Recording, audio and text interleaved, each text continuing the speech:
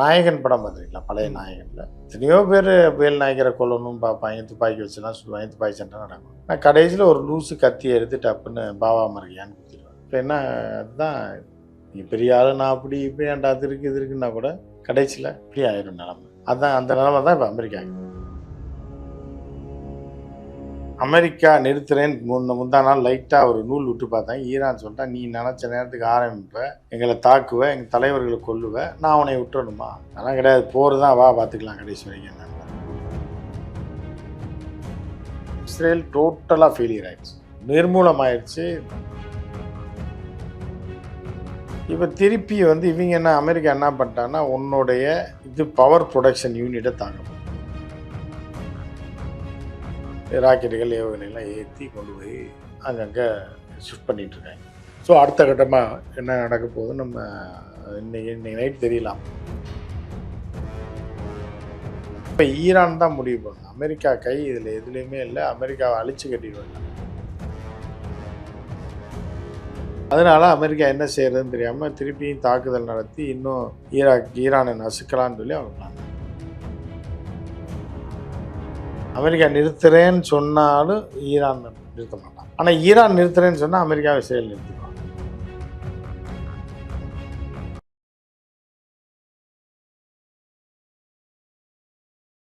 தமிழகத்தின் பல எம்பி எம்எல்ஏக்களின் வெற்றிக்கு வித்திட்ட கிங் 360 தேர்தல் வியூக சாப்ட்வேர் 2026 புதிய வாக்காளர்களின் அப்டேட் விவரங்களுடன் உங்கள் தொகுதியில் உங்கள் வெற்றிக்கு வித்திடுகிறது. உங்கள் வாக்காளர்கள் தொகுதி, பூத், ஆண், பெண், வயது என பல வகைகளில் ஒரே நொடியில் உங்கள் விரல் நுனியில் bulk WhatsApp, bulk voice call, viral தேர்தல் பிரச்சாரங்கள், ட்ரெண்டிங் செய்திகள் என கிங் 360 தேர்தல் வியூக பணிகள் குறித்த விவரங்களுக்கு உடனடியாக இணைந்திடுங்கள்.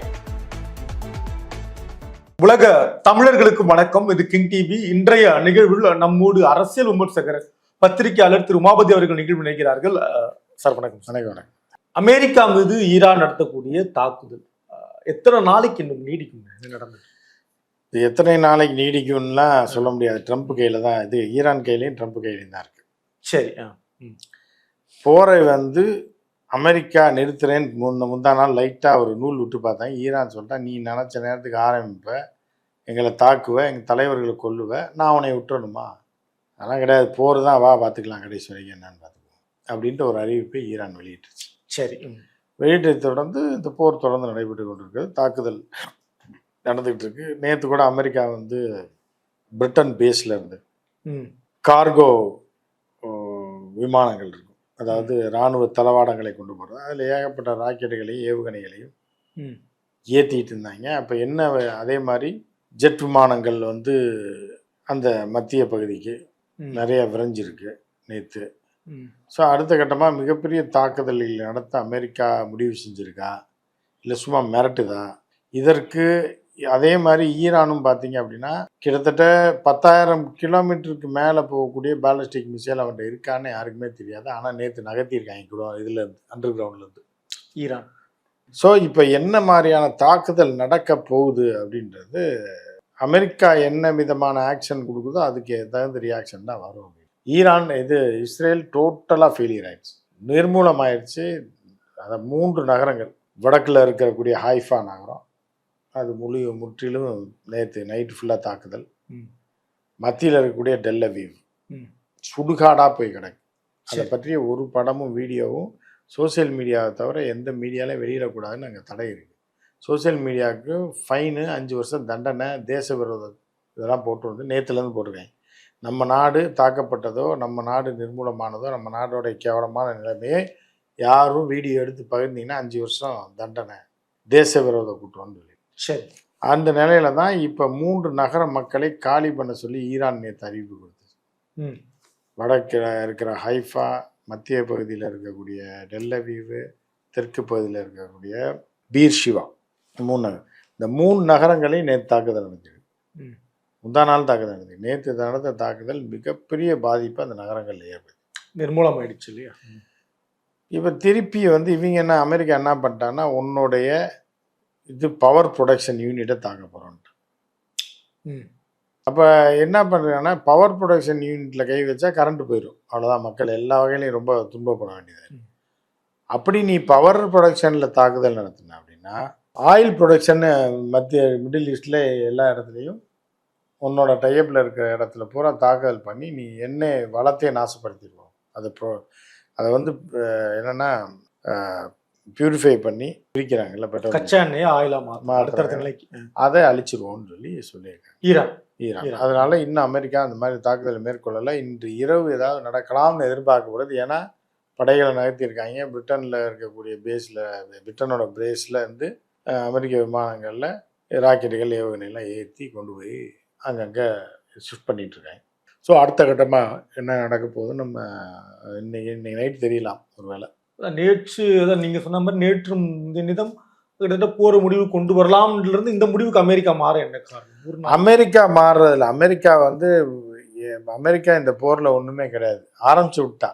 சரி, இப்போ ஈரான் தான் முடிவு பண்ணணும். அமெரிக்கா கை இதில் எதுலேயுமே இல்லை. அமெரிக்காவை அழிச்சு கட்டிட வேண்டாம், நீ வந்து ஓடி போயிரு, நான் போரை நடத்த போகிறேன், நிரந்தர தீர்வுனா வா, அது என்னன்னு நாங்கள் சொல்கிறதுக்கெல்லாம் எனக்கு நீ போட்ட குண்டுக்கெல்லாம் நஷ்டஈடு கொடு, இன்னும் சில விஷயங்களாம் வச்சுக்கேன், இதெல்லாம் பண்ணேன்னா நான் பேசலாம். சும்மா தற்காலிக போர் நிறுத்தம்லாம் கிடையாது, போர் தாண்டாங்க. அதனால அமெரிக்கா என்ன செய்யறதுன்னு தெரியாமல் திருப்பியும் தாக்குதல் நடத்தி இன்னும் ஈரானை நசுக்கலான்னு சொல்லி அவங்க பிளான் பண்ணி. அது ஈரானுடைய பலத்தை குறைப்பது அமெரிக்காவோட இலக்கா இருக்குமா, இல்லை ஈரானையே நம்ம அடிச்சு கைப்பற்றணும்ன்றது அமெரிக்காவோட இலக்கு? ஈரானே கைப்பற்றணுன்றது ஒன்று. அந்த கமேனிகளின் ஆட்சியை ஒட்டுமொத்தமாக நீக்கிட்டு இவங்க ஒரு கை பொம்மையை ஒரு திருட்டு பையனை கொண்டாந்து மன்னராட்சியை மாதிரி திருப்பி உட்கார வைக்கிறது தான் அவரோட எண்ணம்.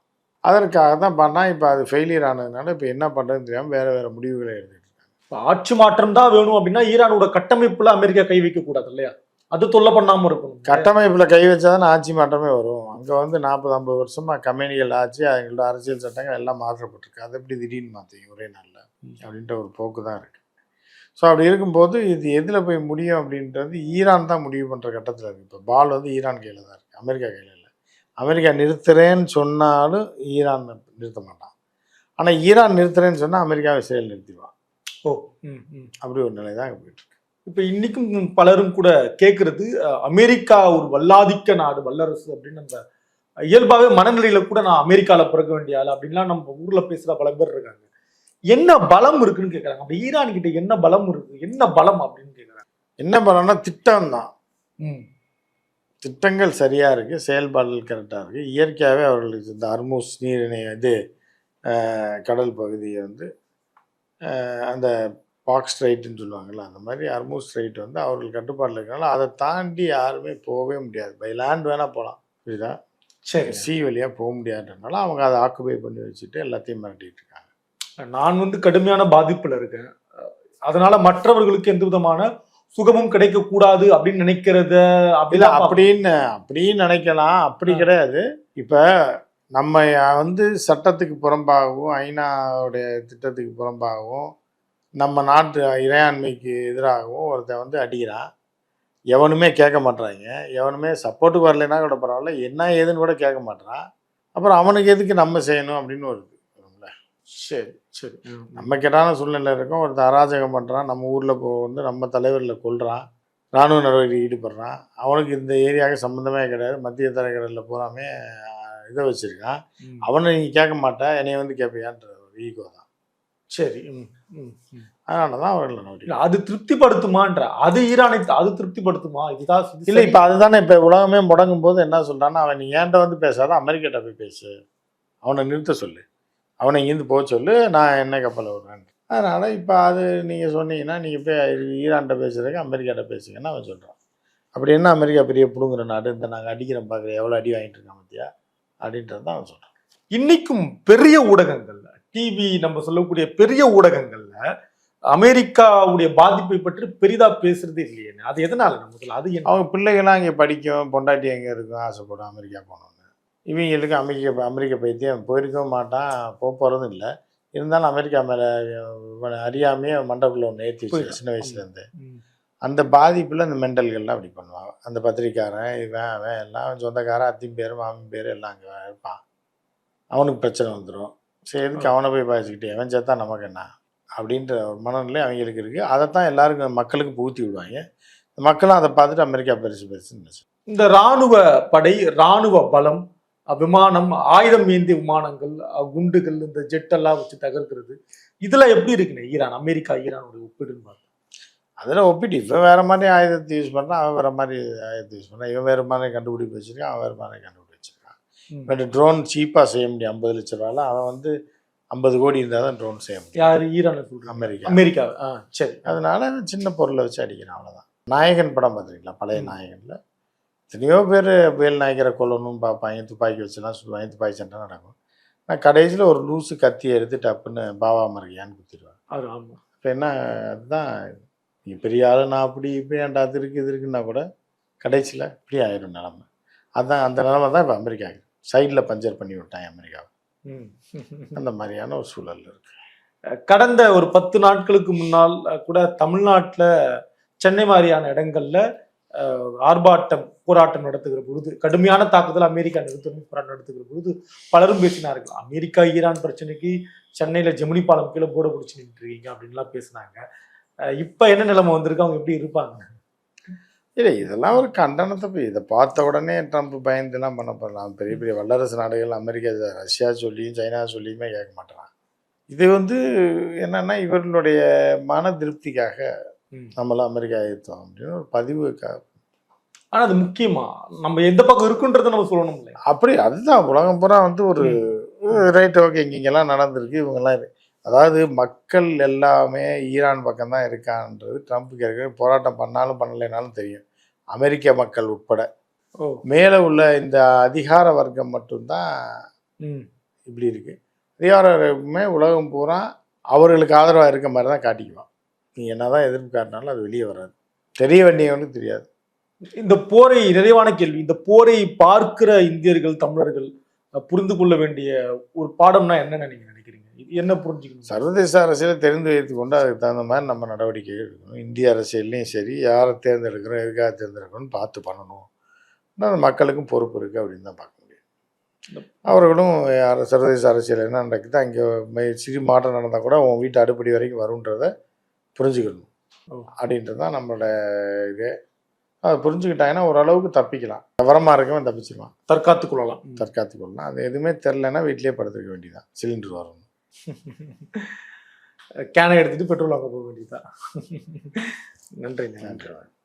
தமிழகத்தின் பல எம்பி எம்எல்ஏக்களின் வெற்றிக்கு வித்திட்ட கிங் 360 தேர்தல் வியூக சாப்ட்வேர் 2026 புதிய வாக்காளர்களின் அப்டேட் விவரங்களுடன் உங்கள் தொகுதியில் உங்கள் வெற்றிக்கு வித்திடுகிறது. உங்கள் வாக்காளர்கள் தொகுதி, பூத், ஆண், பெண், வயது என பல வகைகளில் ஒரே நொடியில் உங்கள் விரல் நுனியில் bulk WhatsApp, bulk voice call, viral தேர்தல் பிரச்சாரங்கள், ட்ரெண்டிங் செய்திகள் என கிங் 360 தேர்தல் வியூக பணிகள் குறித்த விவரங்களுக்கு உடனடியாக இணைந்திடுங்கள்.